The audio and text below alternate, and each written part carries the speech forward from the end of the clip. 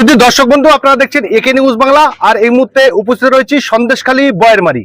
কিছু মানুষ অভিযোগ করছেন যে 26-এ পশ্চিমবাংলায় বিজেপি ক্ষমতায় আসার জন্য গভীর চক্রান্ত করছে। কি সেই চক্রান্ত? যেসব আসনগুলো বিজেপি জিততে পারে সেই সব আসনগুলো নিশ্চিত করতে এসআর মাধ্যমে বিজেপি বিরোধী যারা রয়েছে, বিশেষ করে সংখ্যালঘু মুসলমান, তাদের নামগুলোকে কেটে দেওয়া হচ্ছে। এই আমি যেই জায়গায় দাঁড়িয়ে রয়েছি বয়েরমারি, এই জায়গার হাজার হাজার মানুষের নামের পাশে নট ইন্ডিয়ান সিটিজেন, অর্থাৎ তারা ভারতীয় নাগরিক নন, অথচ জীবিত ঘুরে বেড়াচ্ছে। তাদেরকে বলা হচ্ছে যে মারা গিয়েছে। আর এই নট ইন্ডিয়ান সিটিজেন অর্থাৎ ভারতীয় নাগরিক নন, এই লিস্টটা কিন্তু পঞ্চায়েতে টাঙিয়েছেন।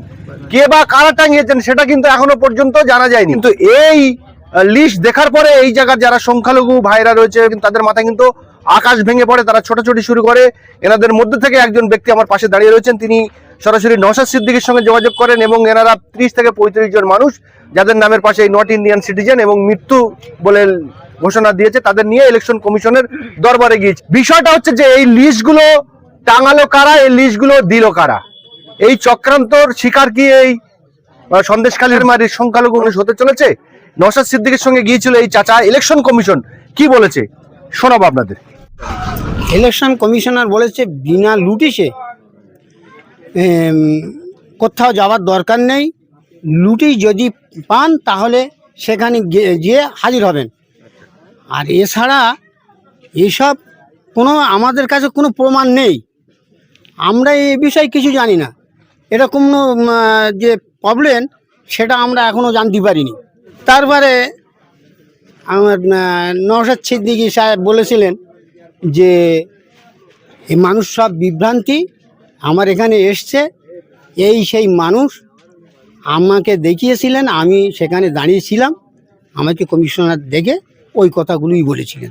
এই যে আপনার হাতে যে লিস্টটা রয়েছে নট ইন্ডিয়ান সিটিজেন অর্থাৎ ভারতীয় নাগরিক নন বলে যে নামের পাশে হাজার হাজার মানুষের নামের পাশে যে লেখা রয়েছে, এই লিস্টটা আপনি নিয়ে গিয়েছিলেন? না, এই লিস্টে আমি নিয়ে যাইনি, তবে লিস্টটিটা ছিল নওশাদ সিদ্দিক আছে, আমাদের তরফ থেকে একজন নিয়ে গেছিল, তিনি দিয়েছিলেন নওশাদ সিদ্দিকির হাতে। নওশাদ সিদ্দিকী কমিশনারকে দেখিয়েছে, আমি দাঁড়িয়েছিলাম সেখানে। এই যে লিস্টগুলো আছে এই লিস্টের মধ্যে আপনার নাম আছে? যে আমার নামটা ছিল। বর্তমানে আপনি চেক করে দেখেছেন যে আপনার নাম আছে কিনা ভোটার লিস্টে?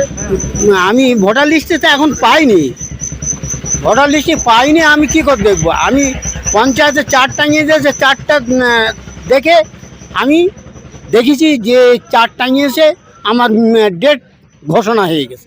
তা আমি সেই জন্যই নওশাদ সিদ্দিকীর সাথে যোগাযোগ করি, আমি ওখানে গিয়েছি। আচ্ছা, এই যে লিস্টটা, এই লিস্টটা কোথায় টাঙানো ছিল বলছেন আপনি? পঞ্চায়েতে। পঞ্চায়েতে কারা টাঙিয়েছে তা বলতে পারবো না। পঞ্চায়েতটা কোথায়? 2 নম্বর গ্রাম পঞ্চায়েত। আচ্ছা, পঞ্চায়েতে যারা আধিকারিক আছে, অফিসার, তাদের জিজ্ঞাসা করেছিলেন যে কে টাঙিয়েছে? না, আমি ও জিজ্ঞাসাবাদ করিনি। ছেলেরা গিয়েছিল, গিয়ে ওই ছবিটা তুলে মোবাইল করে এনে আমাকে দেখিয়েছে যে আবার এই পরিস্থিতি। আমি আর ওখানে যাইনি, ওইটা দেখে আমি আমার মতন চিন্তা ভাবনা করেছি।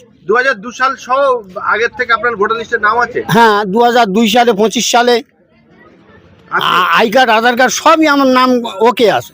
আচ্ছা, এই যে এসআইআর যে ফর্ম, প্রথম যে ফর্ম দিয়েছিলেন সেই ফর্ম ফিল আপ করে জমা দিয়েছিলেন? হ্যাঁ, দিয়েছি। তারপরে আপনাকে ডাকা হয়েছিল কি আর? না, আমার ডাকা হয়নি। তো এখন এইগুলো অনলাইনে বোঝা যায় যে কারা অ্যাক্টিভেট আর কারা অ্যাক্টিভেট নন, তো সেটা আপনি চেক করেছিলেন কোন জায়গা থেকে? না, আমি চেক করিনি, আমি প্রধানকে বলেছি। প্রধান বললো যে ও বিষয় কোনো আন্দোলন করা যাবে না। আমি তখন চিন্তা করলাম যে আন্দোলন করা যদি না যায় তাহলে আমাদের ভবিষ্যৎটা কি, সেই কথা ভেবে আমি প্রধানের সাথে বেশি তর্ক বিতর্ক না করে আমি ডাইরেক্ট নওশাদ সিদ্দিকীর সাথে যোগাযোগ করি। আচ্ছা, বিএলও কি বলছেন? যে বিএলও বলে ও কোনো ব্যাপার না, কোনো ব্যাপার না। কিন্তু আমি বলি এই ব্যাপার না বুঝলাম যে এত মানুষ ছুটতেছে, এদের কি জেনে পেয়েছে না কি হয়েছে? এত উৎপাত ছুটোছুটি করতেছে কেন? আচ্ছা, বিএলও বলছে কিছুই না, প্রধান বলছে কিছুই না, ইলেকশন কমিশন বলছে কিছুই না, কিছুই। তাহলে এই লিস্টগুলো কি ভুয়ো? এখন কি করে জানবো? আমি তো নিজেই জানি না। বিএলওকে জিজ্ঞাসা করেছেন যে আমার নামটা আছে কিনা? না, আমি আর এসে জিজ্ঞাসা করিনি, বলে ওসব ঠিক হয়ে যাবে। আপনারা কতজন গিয়েছিলেন নওশাদ সিদ্দিকীর সঙ্গে? আমরা গিয়েছিলাম 28 জন। সবই এই একই সমস্যা? হ্যাঁ, কারণ নট ইন্ডিয়ান আবার কারো মৃত্যু। এইভাবে আমরা 28 জন 4খানা গাড়িতে করে গিয়েছিল।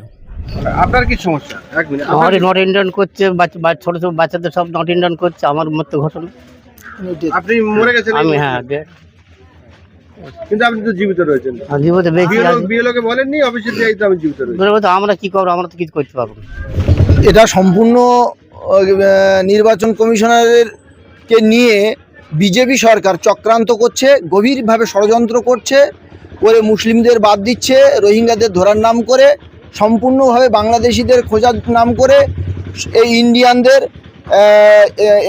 সার অর্থাৎ স্পেশাল ইন্টেন্সিভ রিভিশন মানে বিশেষ নিবিড় সংশোধন করতে এসে সামান্য ভুল ত্রুটি দেখে আমাদের সম্পূর্ণভাবে এই ভারতীয়দের যারা ভারতবাসী তাদেরকে চক্রান্ত করে বাদ দিয়ে দিচ্ছে সামান্য সামান্য ত্রুটির জন্য। তাদেরকে নোটিশ করা হচ্ছে। এ সত্ত্বেও যে আরও কাদেরকে নোটিশ করা হচ্ছে, যেখানে ম্যাপিং করা হচ্ছে, ম্যাপিংয়ের ক্ষেত্রে দেখা যাচ্ছে যে তোমার পিতার সঙ্গে আরও 6 জন পিতা হিসেবে দাবি করছে। এমনও প্রশ্ন করছে নির্বাচন কমিশন। নির্বাচন কমিশন শুধু কাদের কতজন সন্তান সন্ততি হয়েছে সেইগুলো কি দেখতে এসছে? নির্বাচন কমিশনের হবে নিরপেক্ষ। সেখানে সম্পূর্ণভাবে শাসক দল বিজেপির হয়ে নির্বাচন কমিশন কাজ করছে। আমরা ওই নির্বাচন কমিশনের বিরুদ্ধে ধিক্কার জানাই। আগামী দিনে যদি আমাদের এই সব যাদের ডেথ করা হয়েছে, নট ইন্ডিয়ান সিটিজেন করা হয়েছে, যদি তাদের সম্পূর্ণভাবে মূল তালিকায় নাম না আসে, আমরা গভীরভাবে আমরা আন্দোলনে নেমে পড়ব। বাংলাভাষী বাঙালিরা কখনো ছেড়ে কথা বলে না। অতএব বাঙালিদের কেউ চেনে না। দিল্লি সরকার বাঙালিদের সম্পর্কে জানে এরা বাঙালি হতে পারে, তাই বলে আমরা বাংলাদেশি নয়, আমরা আফগানিস্তানি নয়, আমরা পাকিস্তানি নয়, আমরা রোহিঙ্গা নয়, আমরা ভারতবাসী এবং পশ্চিমবাংলার আমরা বাসিন্দা এবং উত্তর 24 পরগনা বয়েরমারি 2 নম্বর গ্রাম পঞ্চায়েত আমরা বাস করি দীর্ঘদিন ধরে। যেটা অনন্ত মহারাজ বলেছেন, বিজেপির বিধায়ক, তিনি বলেছেন কি যে ভুল ত্রুটি যে নিবিড় সংশোধন করতে এসেছেন নির্বাচন কমিশন, যে ভুলগুলি হয়েছিল সেই ভুলগুলি করেছিল কারা? এটা আমারও প্রশ্ন। এই ভুলগুলো নির্বাচন কমিশনের লোকই করেছিল। নির্বাচন কমিশনার যাদেরকে নিয়োগ করেছিল তারাই তো ভুল করেছিল। আমরা ডকুমেন্টস দিয়ে আমরা ভোটার হয়েছি। অথবা আজকে কেন আমাদের নাম ভুলের কারণে এখানে আমাদেরকে নোটিশ করে ডাকা হলো? নির্বাচন কমিশন তো এখানে নিরপেক্ষ কাজ করতে আসেনি, এখানে গভীরভাবে চক্রান্ত করে আমাদেরকে ফাঁসাতে এসছে এবং ইন্ডিয়ান এই ভারতবাসীদেরকে ভোটার তালিকা থেকে বাদ দিয়ে বিজেপিতে সুবিধা করার জন্য এখানে এসছে। এটা আমরা সম্পূর্ণভাবে বুঝতে পারছি। কিছু মানুষ অভিযোগ করছেন যে 26শে বিধানসভায় পশ্চিমবঙ্গে ক্ষমতা আসার জন্য বিজেপি বেশ কিছু আসন বিধানসভা টার্গেট করেছে। সেই টার্গেটের মধ্যে কিন্তু সন্দেশখালী রয়েছে। সম্পূর্ণভাবে চক্রান্তের শিকার। এখানে জানে যে যেখানে যেসব বুথগুলো বাদ দিয়েছে 2253 জন যে আমাদের নট ইন্ডিয়ান সিটিজেন এবং ডেথ করেছে, এখানে সম্পূর্ণ মুসলিম। এরা কখনো বিজেপিকে ভোট দেবে না। অতএব জানে যে বিধানসভায় কোনো কারণবশত জুজু দেখিয়ে বিজেপির এইসব নেতারা তারা বড় বড় নেতা বলে দাবি করে, তাদের নিজস্ব কোনো চরিত্র আছে বলে আমি মনে করিনি। তারা বিভিন্ন রকমভাবে কাউকে দোষারোপ চাপিয়ে দিয়ে সামনের লোকসভায় কিছু ভোটে এগিয়েছিল। অতএব সেই জুজুটা কেটে গিয়েছে, মানুষ বুঝতে পেরেছে, ভাওতাবাজিদের ভাওতা ধরে ফেলেছে।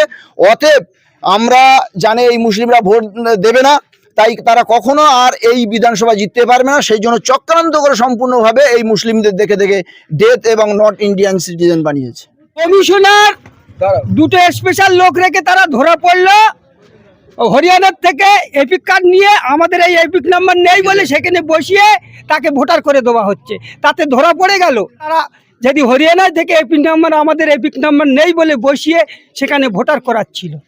আপনার নাম আছে তো ওখানে? আমার নাম নেই, আমরা সন্দেশখালীর মানুষ। আপনার নাম আছে এখানে না? আপনার মৃত্যু না নট ইন্ডিয়ান সিটিজেন? আমরা বলছে, আমরা যখন কাগজ দেখতে বলেছি তখন বলছে আমাদের গোনার আর সময় নেই, আমরা ভিডিওয় গিয়ে ওটা গণবে, ওখান থেকে রিসিপ্ট তোমরা পাবে। কোনো রিসিপ্ট আমরা পাইনি।